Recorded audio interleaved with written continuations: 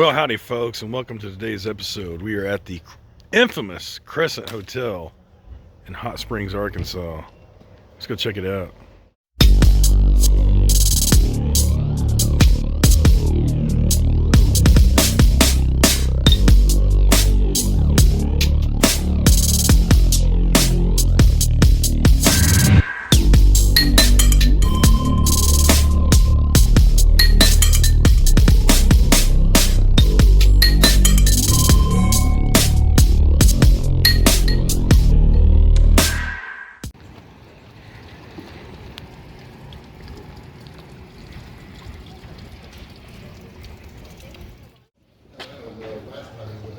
So this kind of looks like an old prison, huh?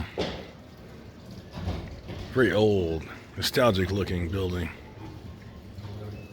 But doesn't it resemble like an old penitentiary from late 1800s in a way, with the stone and all? I think it used to be something like that. The size of those chains, those huge chains holding that cantilever canopy up. Let's go check this place out. So once I entered the hotel here, the old hotel, you got that sense of yesteryear, like you crossed a threshold to another dimension, different time. Look at the ornate artwork here on this organ. Fantastic, amazing, museum quality pieces in this hotel, and from definitely a different time period.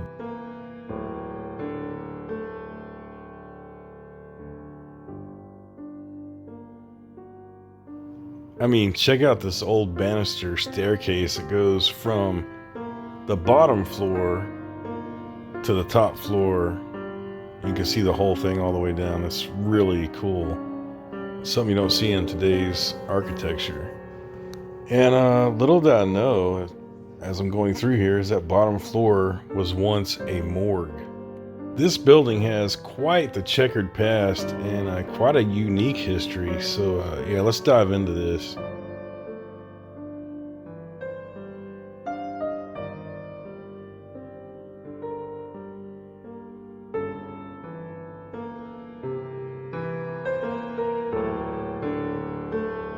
Originally a women's college, to later become a hospital ran by a mad conman pretending to be a doctor that can cure cancer.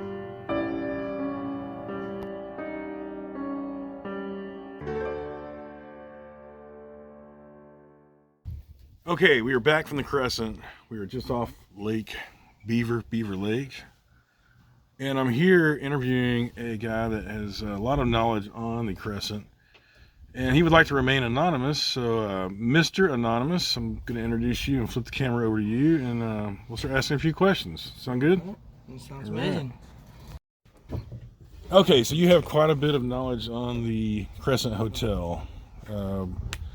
First off, I know it was built in, I think, 1886. Yeah. It was once a hospital and once a women's college before it was a hotel. So there's a lot of talk about when it was being built. There was a man that fell to his death, a stonemason. There's hauntings from that. There's a doctor that claimed to be he could cure cancer. It was found out later that he had no doctor's license. And he just started putting a bunch of random liquids together saying he could cure cancer, and he was killing a bunch of people and they didn't know it, but they trusted him. So he just kept killing people until they finally realized it wasn't really what they were thinking it was. Right. So, no, I don't know. I mean, I've always thought there might be a cure for cancer, but the governments of the world would never allow it to be because it's such a profitable business. Yeah. But I don't think this guy was one of those that had the cure. It's just basically a con artist. He was just one of those one who wanted the money and trying to make it far. And his name was Mr. Baker. He called himself Dr. Baker, but he named the hotel the Baker. I mean, he wore it all purple, I think. Even the chimneys there, I noticed, are still painted purple when I was doing my walk through the property. But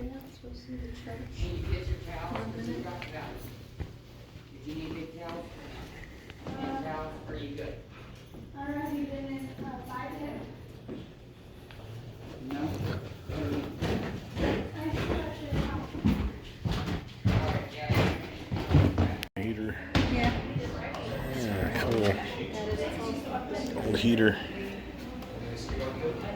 Even that's got a bunch of scroll work on it. So we're going to interview somebody here in a few about the hauntings of this hotel, and I'm looking forward to that part of the video. But yeah, I love the old elevator. The woodwork's amazing. The staircase is just phenomenal. And then the old fireplace, the organ. I think there's a piano around the corner here. Let's see. Oh, it's a big pipe organ. Man, that's too cool. Check that out.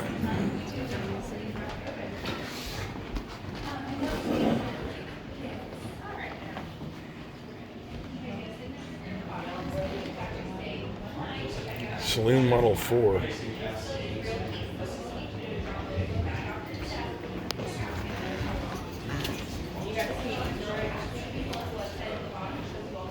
That's beautiful.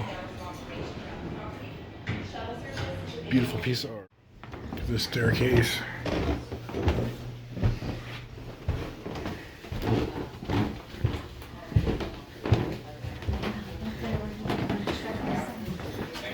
Actually smells good here. Like good food, yeah.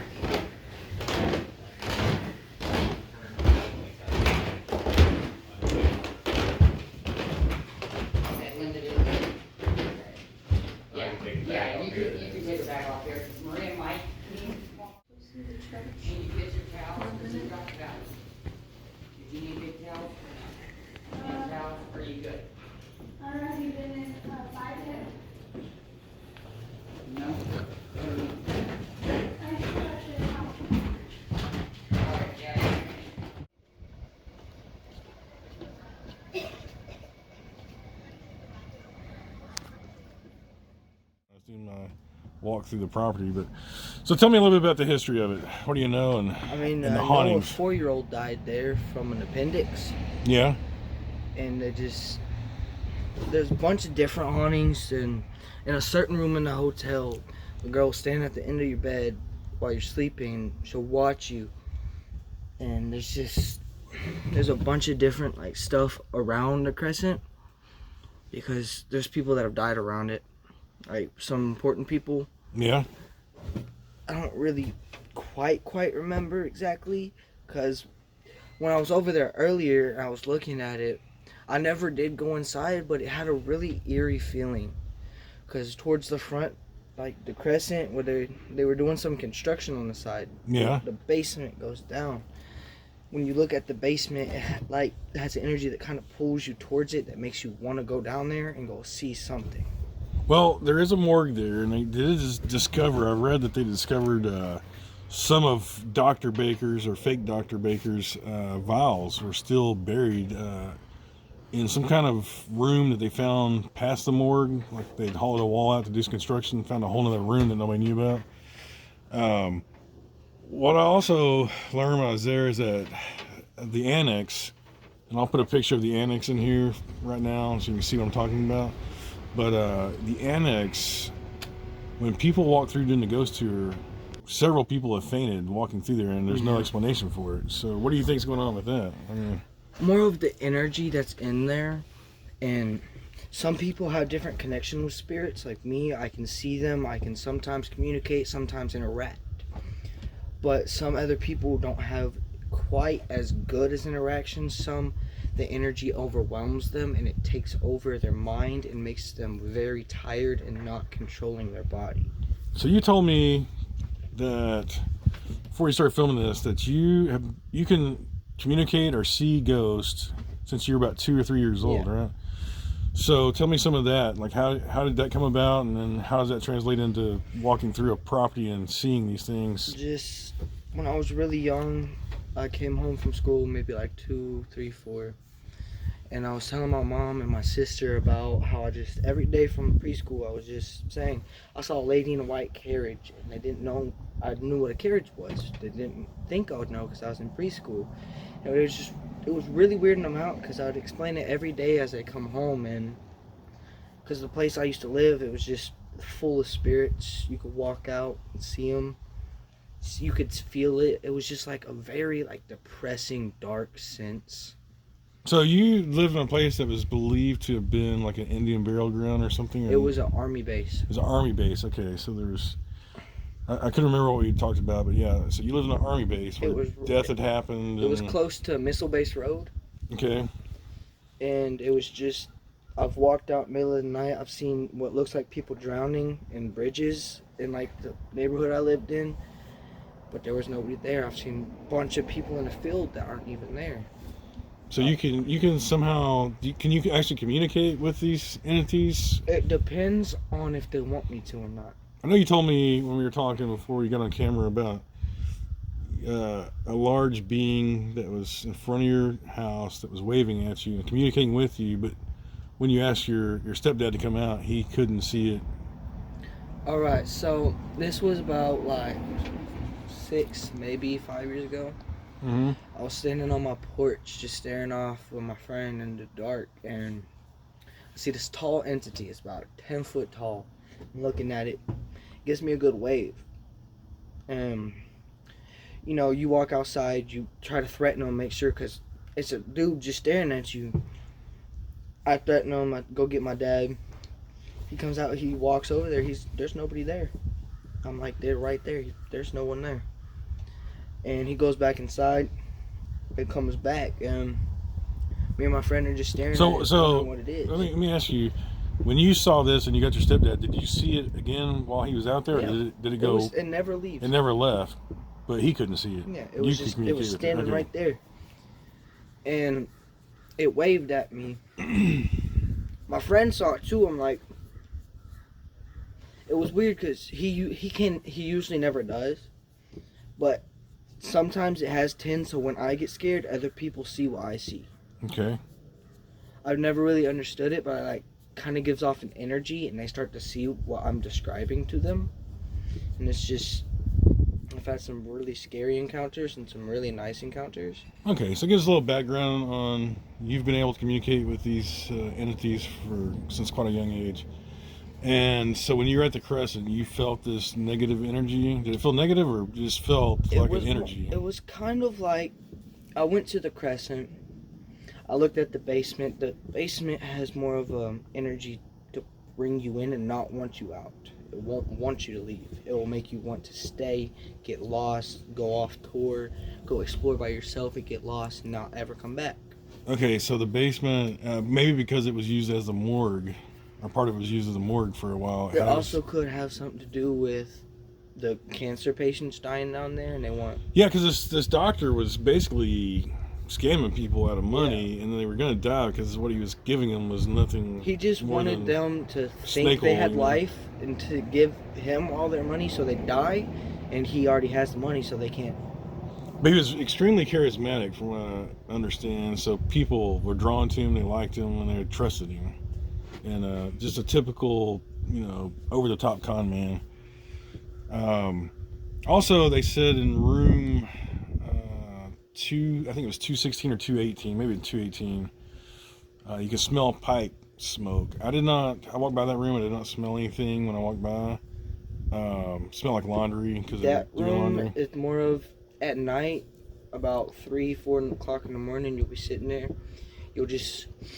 It'll smell like somebody's either smoking a cigar by you or they're hitting a pipe with that tobacco in it. Right. It'll just smell like that old, like, grandpa house vibes. Yeah. In the hotel, there's a bunch of, like, kid spirits. You can just, it's like happy energies from upstairs. Downstairs, it's more of, because when you're walking up the stairs, right? Right. There should be 2 mirrors pointed at each other. Okay. It should make a vortex, which that right there's the majority of where the pictures come from.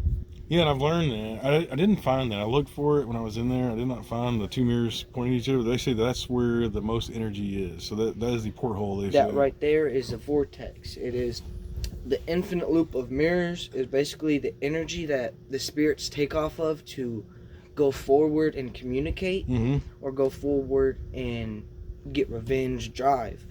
And that is their way to our world, in a sense. Okay.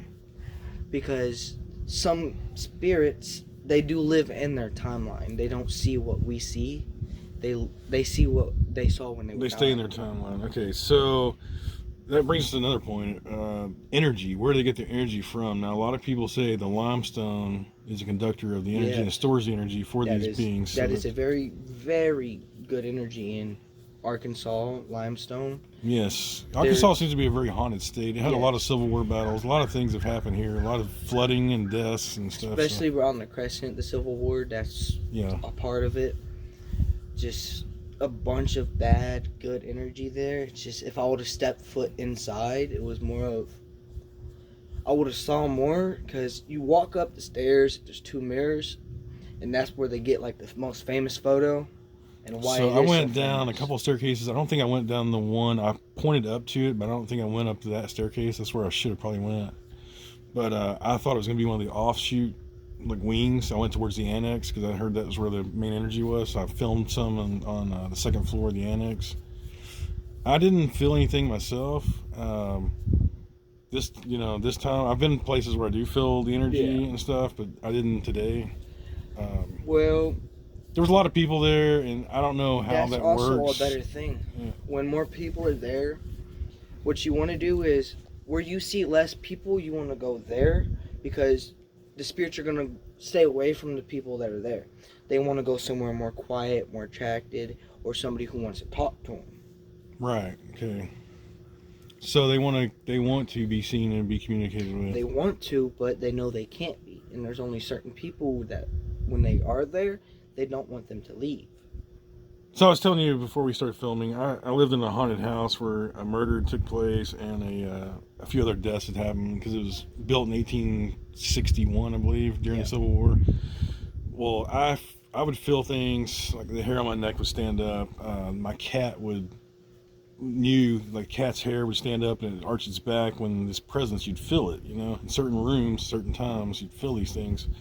So I think it's there.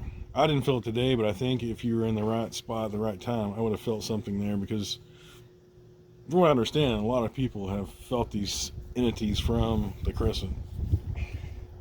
And I mean, just from where we are now, if you're not careful, if you say the wrong thing, you can get something attached to you. So everywhere you go, you have to say, you cannot follow me home. That's why when I was there, by like the Crescent, there was a dark entity up in the very top. Okay, so the top. Which it does make more sense. That's where people would jump. That's where that's where they said the stonemason too fell to his death on the topping the building off. So that could be maybe his spirit. I mean, I saw something like staring through the window. Just, it could have been anything, but yeah, it does have that very top portion that I don't think is accessible to the public. It's like a fifth floor up there. That's what I was looking at, and I was like, I looked up. There was somebody like staring through the window, and they went away when I looked at them. And I didn't know if it was like somebody was sleeping, somebody was just goofing around, the little kid, or what.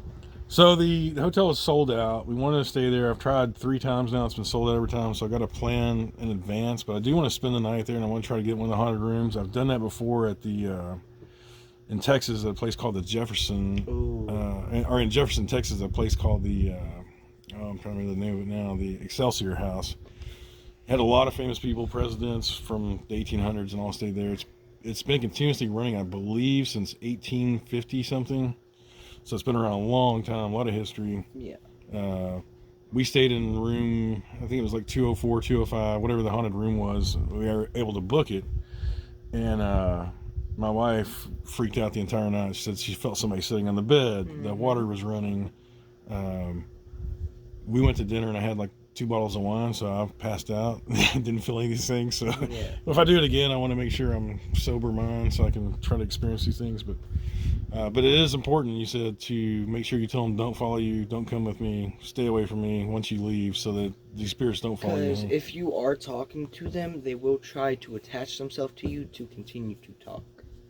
Because they have EMP devices, they have AMP devices, they have all these devices you can communicate. Mm-hmm. Not all of them are real, like the grids. That's more of poltergeist activity than just seeing somebody passing. It's non-realistic to think you'll see. When you're on camera, footage can be deleted. It'll mess up audio, it'll mess up a bunch of stuff, so you have to watch out for If you like start feeling sick, leave, because that's a very bad entity, energy. Something around you does not want you there, and it will hurt you and can find a way to harm you. Interesting. You know, I watch a lot of the ghost channels and all, and this channel's not a ghost channel, but I am kind of infatuated with it because I've seen stuff myself, you know, in the past. Living in a couple of haunted houses. I once lived in a neighborhood built on an Indian burial ground, which we didn't know, of course, at the time. When my parents bought the house in the 70s, they didn't know it was in this, you know, Indian ground. So really weird stuff happened there, but that's for a different story. But anyway, I do think that this things exist. So my channel's kind of all over the place. We do a lot of exploring and checking out interesting towns and dilapidated towns and buildings and abandoned places. But yeah, it's fun to go to these places for me. And I hope if you're watching this, you've enjoyed it. Is there anything else you'd like to say, Mr. Anonymous, before we conclude? I mean, besides, like, I remember the Crescent Hotel used to be a college. Yeah, it was a women's college. Right. And the person that stands at the foot of your bed, that woman I was talking about earlier, I'm pretty sure she died from the college because she dresses nicely. Okay. And she just stands there and watches you, kind of like the chief of a warden in a prison, or like a woman's college, the dorms where she watches over you, makes sure. Now, you're was still this there. woman a student or was she a faculty or? I'm pretty sure she was head. Okay, so she was in charge of the school. Yeah. Okay. So she might have died of some. She was older, so she might have died of some natural cause, and was so attached And to then the she school. still watches over. She was invested in it, so she remained there. Yeah, she's to be more in of like control. the nicer ones that watches over. And it's just, I mean, I'm not from Arkansas, and me just being here, just sitting where I am now, it's just kind of weird energy. Yeah. Like, I always feel like I'm being watched. Well, I mean, where this lake is, and I'll point off to the lake here quick, but where this lake is, this all flooded. Where the island is that there now is where the river used to make a horseshoe here. And it would flood, and there were some communities down there, and a lot of people passed away right where we're sitting, basically. So, yeah, I could see some energy. There was actually a cemetery that had to be moved that would have been just at the base of that little island out there. Before it all flooded. Before it all flooded. Because there used to be like a straight shot over there from here. Yeah, and some of the things, you know, that's about that, when you talk about when they flood lakes and stuff like this out for flood control, when they had an old cemetery, there was not the best records kept. So there's probably people that were never found that were buried somewhere on that property. There's probably people at the bottom of the lake that nobody knows about. No one knows. They flooded. And it's just... I've been to a few lakes like that where they could not get all the people, you know. Yeah, and they say they got them, but they didn't. Well, a lot of things too is that they would have kept better records of the white people, the Caucasian people, but if they had slaves back in slavery times, they didn't really care. They would not. They would just bury them, and they would not have moved them. And they wouldn't have cared. That's kind of stuff that gets lost in time, right? So yeah, definitely lakes can be some eerie places because of that, you know, and the history of what's buried underneath them. There's towns down there too that they just let be buried, so there is little communities down in there too.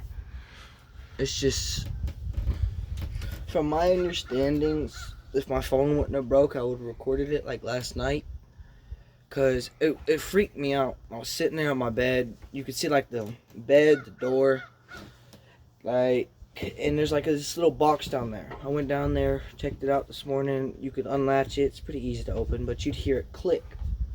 I'm standing there. Even my nephew last night said, I saw somebody staring through that window, just like a face. I'm like, yeah, I saw that too. I ran to my bed. I was staring at it, just stared there, then disappeared for a little bit and came back. I went over there this morning. I checked it. It was closed yesterday, this little latch, and it was open this morning. And I was like, we're not supposed to be in there, so who went in there? And like last night, I was seeing people walk down there at docks and stuff, and it was just, nobody else sees what I see. Right on. All right, well, thank you, Mr. Anonymous, for doing this interview, and we'll put all this footage together and get hopefully a good product out there for people to view and see. Hopefully. Maybe this can be a good step up to next ghost adventure. You never know. You never know. You never know. Because like the Driscoll Hotel or The Conjuring, they mainly The Conjuring, it will explain everything to you and about everything. I mean, yeah, I might watch a lot of YouTube about this stuff, but there are things out there. There is more life. There's different beings. There's spirits. There's heaven. There's everything is out there. Right. All for people to explore if they open their mind to it. A lot of people are just taught to be one-dimensional, but they don't look at different dimensions and different things. So you won't see it with your eyes. You'll see it with your heart and an open mind. right. It's not something you can visualize or think. It's something that you just have to feel. And not many people this generation really know that. It's very true. Very true. All right. Well, thanks for doing the interview. And if you guys get a chance, come out to Arkansas. It's beautiful. And It is. it's a beautiful day today. It's a little chilly, but beautiful. And yeah, come check out the Crescent in Eureka Springs. There is some battlefields from the Civil War very close by, so there's a lot to see and do out here if you're into the paranormal and all.